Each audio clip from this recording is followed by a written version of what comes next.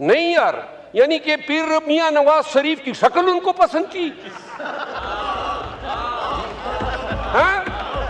अच्छा, जनाब अली पीर मियां नवाज शरीफ साहब ने मौके के हिसाब से और वो तारीख साथ शेर कह दिया। उन्होंने जो शेर कहा, जवाबी शेर तो मुझे आता है, लेकिन ये देखिए, कोई आपका कोई हमारा, कोई हम पे मेहरबान कोई आप पे मेहरबान, हमें मेहरबान जज चाहिए ही नहीं। साकिब निसार आया था, उस वक्त भी हम कहते थे किलो ना बना हुआ था, डैम बना रहा था। बदबख्त डैम के साथ तुम्हारा क्या काम है? काफी अरसे के बाद मुझ पे मेहरबानी की है, शुक्रिया।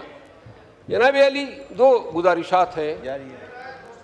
कॉन्स्टिट्यूशनल अमेंडमेंट्स हुई और पाकिस्तान को एक नया निज़ाम अदल दिया गया है। इस निज़ाम अदल के नतीजे में अब जो 3 सीनियर मोस्ट जज होंगे, सीनियर प्यूनी जज और 2 नेक्स्ट सीनियर जजेस, उन तीनों की ये तवक्कुआत होगी कि हुकूमत या वज़ीर आज़म इनमें से किसी एक को भी चीफ जस्टिस बना सकता है और यूं इन तीनों में से कोई भी हुकूमत वक्त को नाराज करने की कोशिश नहीं करेगा। पहले से ही हमारा निज़ाम अदल जो है 138वें नंबर पे दुनिया के इंडेक्स पे आ रहा है। मुकदमात जो हैं वो दहाइयों तक चलते रहते हैं। अब ये जो अमेंडमेंट हुई है, हो सकता है मौजूदा तौर पे तो हुकूमत मुस्तफ़ीद हो, शायद जज साहिबान कोशिश करे कि ताबेदार रहे हैं, लेकिन जब ये हुकूमत नहीं होगी, किसी और पार्टी की हुकूमत होगी, तो क्या ये जो निज़ाम दिया है, क्योंकि तीनों जज साहिबान जो है वो हुकूमत वक्त को नाराज़ नहीं करेंगे। ये इस आईनी तरमीम का सबसे डिज़ास्टरस आस्पेक्ट है। और जिस मुआशरे में ऑलरेडी हमारी अदालतें जो हैं, कल जो लॉ मिनिस्टर फरमा रहे थे, कोई इनकी शानदार तारीख नहीं है इंसाफ करने की। जुल्फ़कार अली भुट्टो शहीद को इसी सुप्रीम कोर्ट ने तख्तेदार पे लटकाया था। इसी अदलिया ने जस्टिस मुनीर भी पैदा किया, इसी अदलिया ने इफ्तिखार चौधरी भी पैदा किया, इसी अदलिया ने साकिब निसार को भी जन्म दिया, जस्टिस डोगर भी आए, जस्टिस खोसा भी आए, और सबसे ज्यादा प्रो मुनीर जस्टिस फाइजीसा भी आ गए।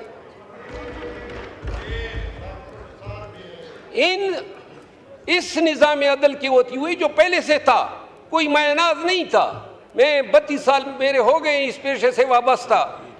इस पे खुश होते हैं जज साहिबान के हमें अदालतों में माई लॉर्ड पुकारा करो। अंग्रेजों के दौर में लॉर्ड्स हुआ करते थे और वो जज हुआ करते थे, तो उनको हम माई लॉर्ड्स कहते थे कि खानदानी शजरे उनके लॉर्ड से मिलते थे।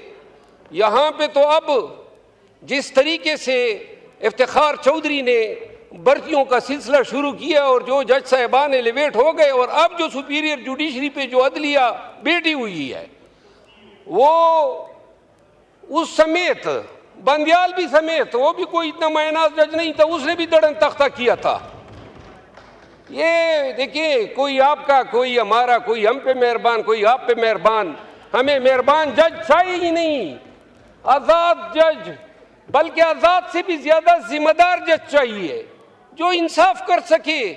साकिब निसार आया था, उस वक्त भी हम कहते थे 1 किलो ना बना हुआ था, डैम बना रहा था। बदबख्त डैम के साथ तुम्हारा क्या काम है?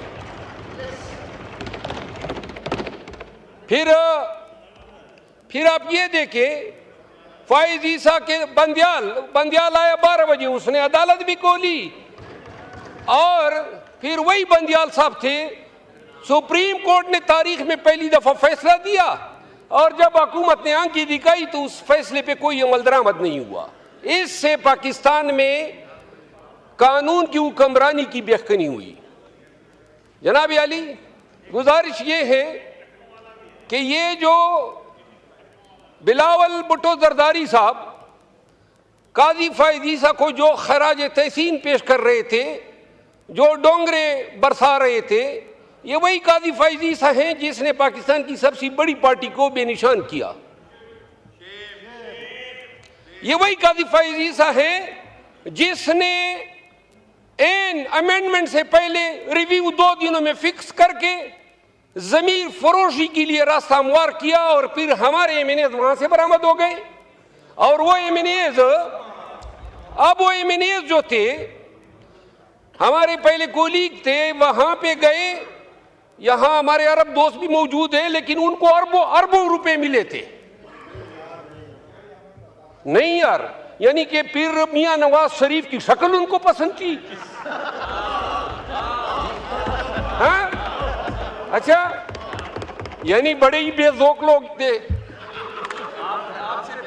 अच्छा, ये अब आप मुझे उस पे ला रहे हैं ना, मुझे तकरीर करने दे। जनाब अली, हमारे दोस्त अगवा हुए कहते हैं, हमारे दोस्त जो हैं, और ये अरबों की जो पेशकशें हैं, इस ऐवान में मौजूद शायद ही कोई एमएनए होगा जिसको नहीं हुएंगे, मुझ समेत। हमें पेशकशें हुई, आए जमीर बेचें, और वो अमेंडमेंट होती है कि अगर वो 5 लोग जमीर न बेचते तो शायद ये अमेंडमेंट न होती। हमारे एमएनएज आपको वोट दे रहे हैं, फी सबीलिल्लाह दे रहे हैं, और बात हो रही थी कानून की हुक्मरानी की, जमहूरियत की बालादस्ती की, अदालतों की आजादी की। क्या ड्रामा है, यानी जमीर के मुताबिक। अब किसने कहा? माशाल्लाह। जनाब अली, पीर मियां नवाज शरीफ साहब ने मौके के हिसाब से अदलिया पे अपनी बड़ास भी निकाल दी, और वो तारीख साथ शेर कह दिया कि उन्होंने जो शेर कहा, जवाबी शेर तो मुझे आता है, लेकिन मेरे नून के दोस्तों की हया रखने की वजह से नहीं बोलता हूं। नहीं नहीं नहीं, आखिरी बात यह है, ये वक्त गुजर जाएगा। हम मंसूर अली शाह साहब को ला रहे हैं, या अफरीदी साहब को ला रहे हैं, या कॉन्स्टिट्यूशनल बेंच के सरबराह के तौर पे अमीनुद्दीन खान को ला रहे हैं। कोशिश यही है कि आइंदा के 3-4 सालों के लिए निज़ाम को इसी तरह रखा जाए ताकि ये असम्बली अपनी मियाद पूरी कर सके। ये वक्त गुजर जाएगा, लेकिन मुल्क को हमने एक ऐसे रास्ते पे गामजन कर दिया। मेरी दिली ख्वाहिश थी, एक दफ़ा जनाब के स्पीकर साहब को मैंने कहा भी था, मैंने कहा बेहतर होगा आप कोई गाना रखें और तमाम अपोजिशन और इन सब को बुलाएं। यहाँ पे खुदा की कसम इनके साथ हाथ मिलाते हुए डरते हैं, आप सबके साथ हाथ मिलाते हुए डरते हैं। मैं नहीं, सब डरते हैं। यानी जो निज़ाम चल गया है, न सलाम कर सकते हैं, न कलाम कर सकते हैं। वो ख्वाजा आसिफ साहब से एक दिन क्या सरेराह मुलाकात हो गई, मेरा दड़न तख्ता हो गया पार्टी से।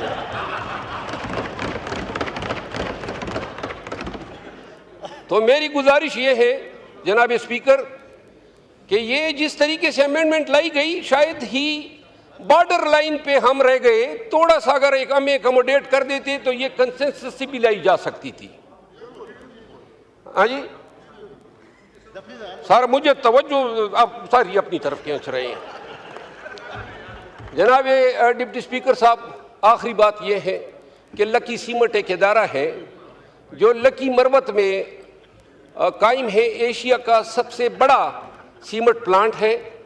सन 1996 से ये ऑपरेशन कर रहा है। हमारी शेख बदीन के पहाड़ जो हैं इसने निगल लिए, लेकिन मेरे इलाके, मेरे हलके को न तो ये CSR में कुछ दे रहा है, न रॉयल्टी में दे रहा है, और ना हमारे हल्के या लोगों की फलाह बहबूद के लिए कोई काम किया है।